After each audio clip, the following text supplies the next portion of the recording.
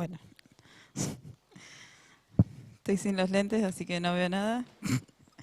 Pero vamos a abrir la palabra en Proverbios 16. Había una pregunta que tenía en mi corazón hoy, que me confrontaba, y es ¿qué lugar ocupa la oración en mi vida, no? En todos los aspectos. Sabemos que somos del Señor y no hay nada que se le pueda escapar, ¿no?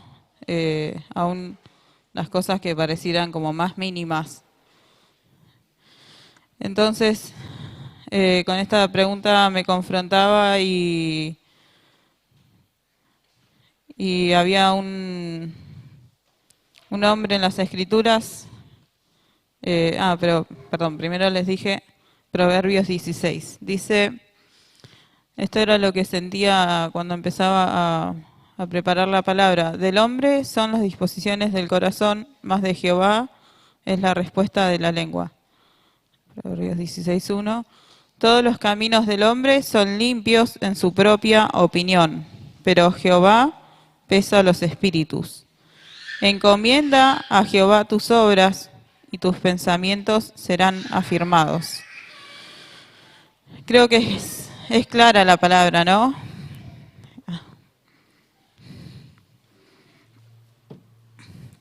Gracias. Es clara la palabra. Podemos tener un montón de proyectos, de preocupaciones, de anhelos en nuestro corazón, pero tenemos que ver cuál es la voluntad de Dios para nuestras vidas, ¿no?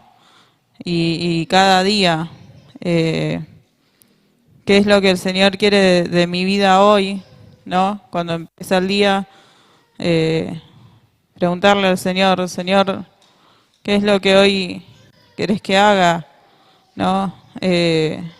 Si hay algo que nos preocupa, que nos tiene en vela, dejarlo en las manos de Dios, ¿no?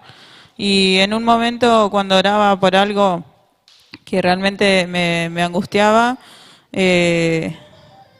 vino un pensamiento a mi corazón y entendí que era de Dios y era que la oración no debe ser el último recurso, sino que tiene que ser lo primero que hagamos ante cualquier circunstancia. Viene un problema y primero no es que hago estrategias y después busco a Dios por si las estrategias no funcionan. Tengo un problema o algo que me afecta y lo primero que tengo que hacer es ir a los pies del Señor, ¿no? Y había un hombre en Génesis 32. Yo me identifico más con este hombre. No es una buena identificación, pero es algo que el Señor traía a mi vida para corregir y es lo que voy a procurar hacer. Pero había un hombre, no, Jacob, que sabemos que, bueno, ya él era un hombre que tenía una palabra de Dios, tenía una promesa. Sin embargo, en un momento de su vida busca cumplir esa promesa por sus propios, engañando y a su padre y obrando de forma que seguramente Dios no le había dicho que hiciera, también por consejo a su madre. Pero bueno, todo esto él se va un par de años a la casa de uno de sus parientes de Labán. Y en eso, después de años de trabajar, primero por la hija más chica, y Labán le engañó y le dio la más grande, y después trabajó 7 años por cada una. Pero él quería la más chica y bueno, le dieron la más grande y tuvo que trabajar 7 años más por la más chica. Así que después se terminó llevando el combo, que eran las dos. Y después de un par de años, como él era medio tramposo y y Labán también, tienen un altercado y él decide irse. En eso que decide irse, estoy contando rápidamente la historia para llegar al punto. Sabemos que había engañado a su hermano. No sé si el micrófono no tiene batería o qué, pero me avisan cualquier cosa. Sabemos que había engañado a su hermano para cumplir la promesa que Dios le había dado. No había obrado bien desde el principio. Entonces él tiene que irse, ¿sí?, de la casa de Labán. Y en eso dice que Saúl le sale al encuentro. Y a Jacob, como no había obrado bien, le da miedo, obviamente, ¿no? Porque no había obrado y buscado que Dios cumpla su promesa, sino que él, por sus medios, quiso cumplir lo que Dios le había prometido.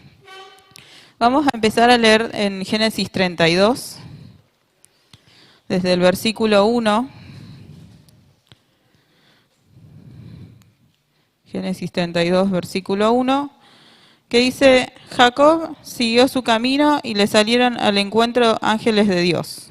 Y dijo Jacob cuando los vio: Campamento de Dios es este, y llamó el nombre de aquel lugar Mahanaim. Y envió Jacob mensajeros delante de sí a Esaú su hermano, a la tierra de Seir, campo de Edom, y les mandó diciendo: Así diréis a mi señor Esaú: Así dice tu siervo Jacob, con Labán he morado y me he detenido hasta ahora. Tengo vacas, asnos, ovejas, siervos y siervas, y envío a decirlo a mi señor para hallar gracia en tus ojos. Y los mensajeros volvieron a Jacob diciendo: Vinimos a tu hermano Esaú, y él también viene a recibirte, y 400 hombres con él. Entonces Jacob tuvo gran temor y se angustió. Dice, y buscó a Dios primeramente. ¿Dice eso? No, no dice, ¿no? Dice, y distribuyó el pueblo que tenía consigo, las ovejas y las vacas y los camellos en 2 campamentos. Y dijo: Si viene Esaú contra un campamento y lo ataca, el otro campamento escapará. Primero, antes de buscar a Dios, pensó una estrategia, que era lo que solía hacer, ¿no? Y dijo: bueno, voy a mandar un campamento por acá, otro por allá, y cosa de que si ataca uno, me queda otro. Después, ¿no? Por si las dudas, eso no dice la palabra, ¿no? Pero vamos a leer el versículo 9. Y después de esa estrategia, ahí sí, dice: Y dijo Jacob: Dios de mi padre Abraham, de mi padre Isaac, Jehová que me dijiste: vuélvete a tu tierra y a tu parentela y yo te haré bien, menor soy que todas las misericordias y que toda la verdad que has usado con tu siervo. Pues con mi cayado pasé este Jordán y ahora estoy sobre 2 campamentos. Líbrame ahora de la mano de mi hermano y de la mano de Esaú, porque le temo, no venga acaso y me hiera la madre con los hijos. Y tú has dicho: yo te haré bien, y tu descendencia será como la arena del mar, que no se puede contar por la multitud. Y durmió allí aquella noche, y tomó de lo que le vino a la mano un presente para su hermano Esaú: 200 cabras y 20 machos cabríos, 200 ovejas y 20 carneros. Todavía creo que no había recibido la respuesta de Dios, pero él seguía pensando una estrategia para apaciguar a su hermano y comprarlo con regalos, ¿no? Vemos que acá dice todo lo que él iba a llevarle a Esaú para apaciguar él la ira de su hermano y no para dejar que Dios obre como él quiera, ¿no? Dice, bueno, ahí sigue diciendo: y lo entregó a sus siervos cada manada de por sí, y dijo a sus siervos: Pasad delante de mí y poned espacio entre manada y manada. Y mandó al primero diciendo: Si Esaú mi hermano te encontrare y te preguntare diciendo: ¿de quién eres y a dónde vas y para quién es esto que llevas delante de ti? Entonces dirás: es un presente de tu siervo Jacob que envía a mi señor Esaú, y he aquí también él viene tras nosotros. Mandó también al segundo y al tercero y a todos los que iban tras aquellas manadas, diciendo: conforme a esto lo haréis a Esaú cuando le hallaréis. Y diréis también, he aquí tu siervo Jacob viene tras nosotros, porque dijo, apaciguaré su ira con el presente que va delante de mí, y después veré su rostro, quizás le seré acepto. No dice, porque apaciguaré su ira. En ningún momento nos dice la palabra que estaba esperando la mano de Dios, sino que él pensaba apaciguar él la ira de su hermano con lo que le había mandado y con lo que él había pensado. Y esta es una actitud que podemos tener muchas veces ante situaciones difíciles, pero aún en situaciones que parecen no tan difíciles, tenemos que buscar primeramente al Señor y echar nuestras cargas sobre Él, ¿no? Les voy a pedir que me acompañen a Primera de Tesalonicenses 5:17.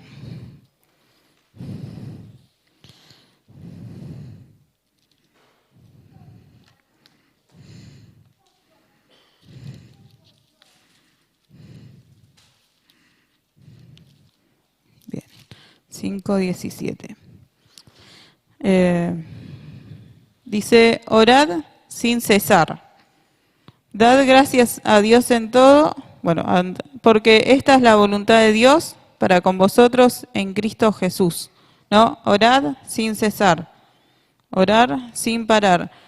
Y contrariamente a esto había un ejemplo que es el ejemplo por excelencia que podemos encontrar en la palabra, que es el Señor Jesucristo.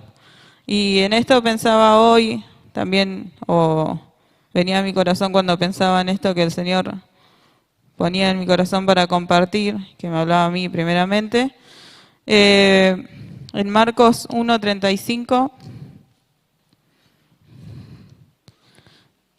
el Señor tenía un día, si alguno puede tener un día muy atareado, el Señor más todavía, desde que se levantaba hasta que se acostaba, y no sé qué hora era, estaba en actividad. Y hoy encontrando en la palabra veía que hasta el Señor, no sé si la palabra es decir huía, pero quería encontrar un lugar desierto y para estar en soledad y seguramente reflexionar o seguir buscando al Padre, y sin embargo lo encontraban las multitudes, ¿no? Cuando él necesitaba un tiempo para estar solo y no lo encontraba. Y en Marcos 1:35 dice, levantándose muy de mañana, siendo aún muy oscuro, salió y se fue a un lugar desierto, y allí oraba. No, dice que se levantaba muy de mañana. Y yo me he puesto alarmas, pero hasta ahora no han dado resultado. Pero el Señor se levantaba muy temprano, no dice que era oscuro todavía, y se iba a un lugar desierto y allí oraba. Y este es el mayor ejemplo que tenemos para seguir, ¿no?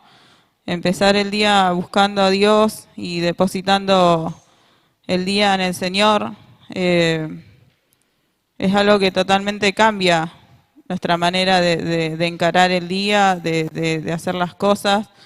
Yo me acuerdo cuando estaba en los últimos 3 años de secundaria que había días que oraba a la mañana antes de salir y días que no. Y la diferencia era abismal, ¿no? Había los días que oraba, podía encarar el día de otra manera, capaz que el día era el mismo, pero mi actitud era otra. Y esto es lo que espera el Señor. No, esta es la total dependencia de Dios, aún en las cosas que nosotros decimos, no, pero esto es una pequeñez, pero aún en la pequeñez que nuestro corazón esté buscando a Dios y cuál es la voluntad de Dios para con nuestras vidas. Tenía otro ejemplo que solamente lo voy a mencionar, que está en Crónicas, segundo libro de Crónicas 32, que es cuando Sennacherib amenaza al pueblo de Dios y se burla de Dios. Lo primero que hacen Ezequías y Isaías, el profeta, es orar y buscar a Dios. antes de hacer estrategias, ¿no?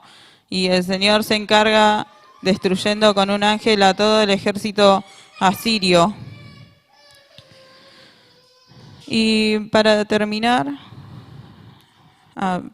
vamos a leer Filipenses 4, versículo 6.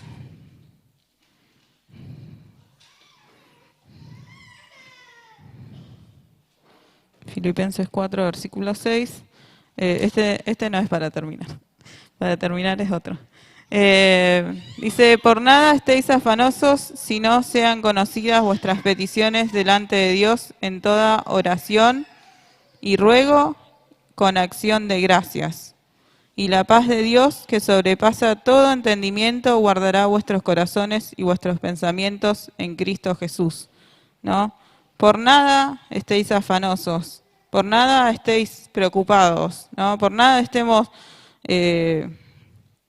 pensando más en el problema que en el Señor, sino dice que presentemos nuestras peticiones delante de Dios con oración y ruego y acciones de gracias, y que la paz de Dios va a llenar nuestro corazón, ¿no? Dice, y la paz de Dios que sobrepasa todo entendimiento guardará vuestros corazones y vuestros pensamientos en Cristo Jesús. Y ahora sí, para terminar, Salmos 37.